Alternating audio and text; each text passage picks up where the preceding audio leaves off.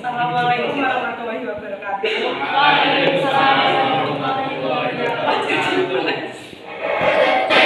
Kenalkan, kami dari kelompok 4 akan mempresentasikan tentang pembelahan mitosis simbiosis. Perkenalkan saya Muruf Falasabida, nomor absen 20. Perkenalkan nama saya Muhammad Angga Prayoga, absen 19. Perkenalkan nama saya Muhammad Fajar Kusnul Mujib, absen 21. Perkenalkan nama saya Julian Jadula, absen 17.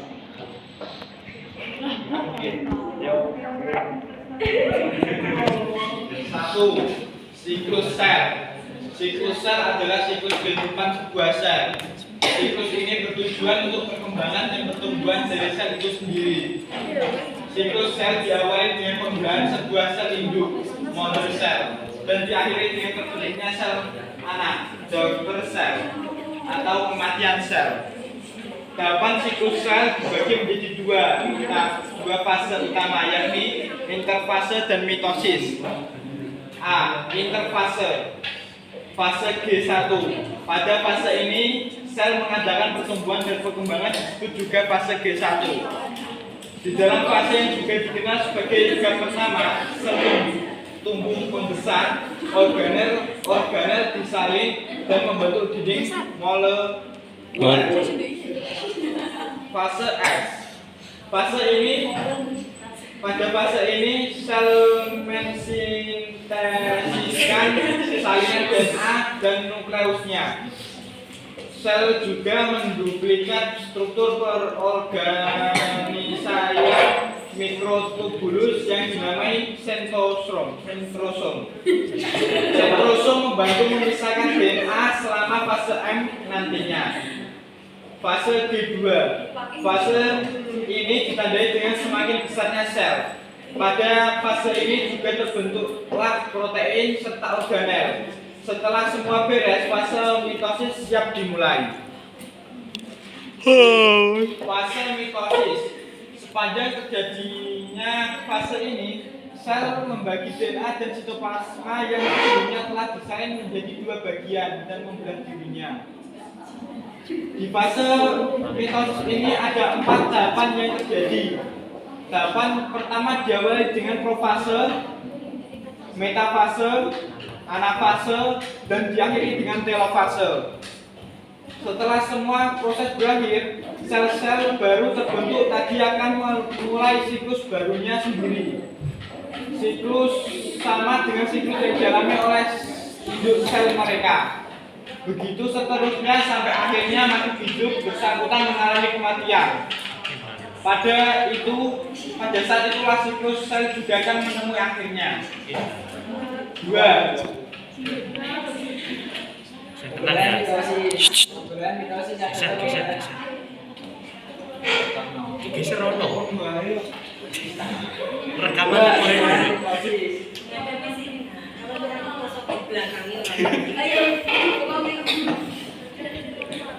mitosis adalah pembelahan sel yang terjadi pada sel tubuh yang menghasilkan 2 sel anakan yang memiliki kromosom sama seperti induknya. Pembelahan mitosis berfungsi untuk pertumbuhan, mengganti sel tubuh yang rusak, dan mempertahankan jumlah kromosom. Tahap-tahap pembelahan mitosis. A. Profase. Ciri profase adalah kromosom sudah mengganda dan memadat dan berhenti mulai rusak menjadi bagian-bagian kecil yang disebut fragmen. B. Metafase. Pada metafase, kromosom berada di posisi berjajar pada bidang pembelahan. C. Anafase. Di fase ini kromosom bergerak menuju kutub yang berlawanan dan di akhir anafase kedua, kutub sel memiliki kromosom yang jumlahnya sama. Di telofase, pada telofase memberhenti kembali bergabung hingga terbentuk 2 sel anakan yang diploid. Pada telofase umumnya diikuti dengan terjadinya pembelahan sitoplasma atau sitokinesis. 3. Pembelahan meiosis. Meiosis adalah jenis pembelahan sel untuk fungsi reproduksi. Pembelahan meiosis terjadi pada sel gonad di organ kelamin dan menyebabkan produksi sel gamet seperti sperma atau sel-sel telur. Tujuan pembelahan meiosis adalah untuk menghentikan sel gamet. Selain itu, pembelahan ini membagi sel sebanyak 2 kali. Jika ada 4 sel yang ciri-ciri pembelahan meiosis. 1. Terjadi pada sel gonad di organ kelamin dengan tujuan untuk menghasilkan sel gamet. 2. Proses meiosis memiliki 2 tahap, yaitu meiosis 1 dan 2. 3. Menghasilkan 4 sel anakan haploid. Pembelahan meiosis terjadi pada sel gamet.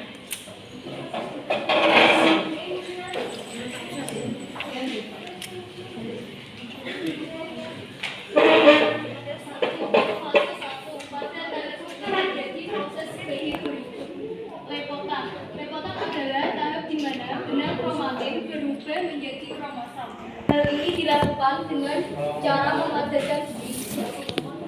2. Zigoten atau zigonema. Pada tahap ini, kromatik homolog saling berpasangan atau bersinapsis membentuk bivalen. 3. Sentrosom. Sentrosom terbelah juga menjadi sentriol dan bergerak ke tubuh berlawanan. 4. Pakiten atau Pokinema, kromosom kemudian berbentuk Pratama Arham 4 tahap ini dan disebut tetra. Kromosom homolog yang mengganda sehingga ada 4 kromatid berpasangan. Pada tahap ini sering terjadi rekombinasi gen melalui proses perpindahan silang. 5. Diplotem. Diplotem adalah kromosom homolog yang tadinya bivalen terpisah. Bila terjadi perpindahan silang, akan terdapat kiasma sebagai tanda. 6 adalah diakinesis.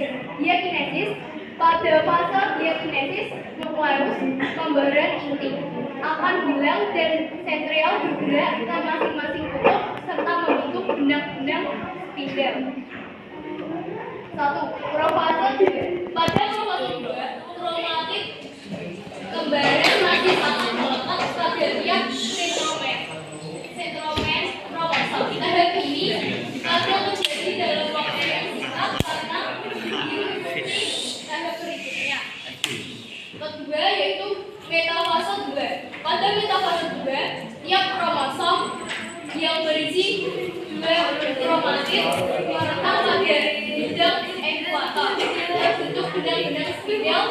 Satu kubu melekat sentromer dan mulai membentuk menuju ke kutub pembelahan yang berlawanan arah. Ketiga, anafase 3. Anafase 2. Pada anafase 2, benang spindel mulai menarik kromatid menuju ke kutub pembelahan yang berlawanan tersebut. Akibatnya, kromosom memisahkan kedua kromatidnya dan bergerak menuju kutub yang berbeda. Kromatid yang terpisah ini dinamakan kromosom. Keempat yaitu telofase 2. Pada telofase 2, kromatid atau ini disebut kromosom telah mencapai kutub pembelahan. Hasil total dari tahap ini adalah bentuk inti. Tiap inti mengandung setengah pasang kromosom haploid dan 1 salinan DNA, yaitu 1N 1C. Terima kasih. Ada yang ingin ditanyakan?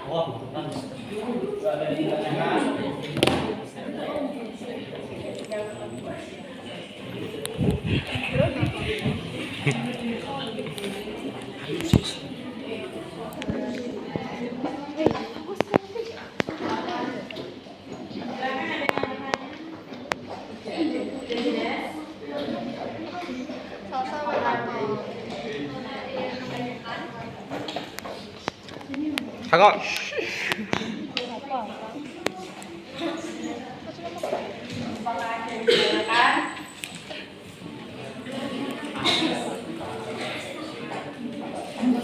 Satu, tanyakan.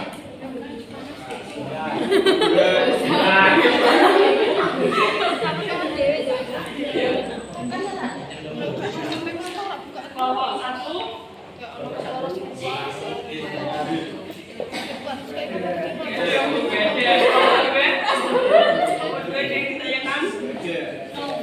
Kelompok 3. Kelompok 4. Oh. Kelompok 5.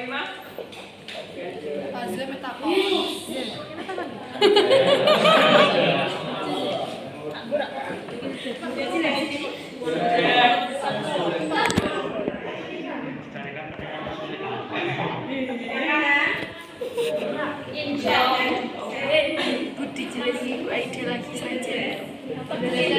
Dijelaskan Bu Aida saja, Bu.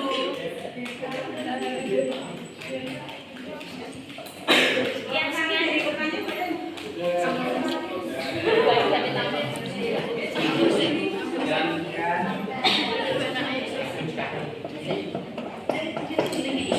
Ya, terima kasih. Sekian dari kelompok 1.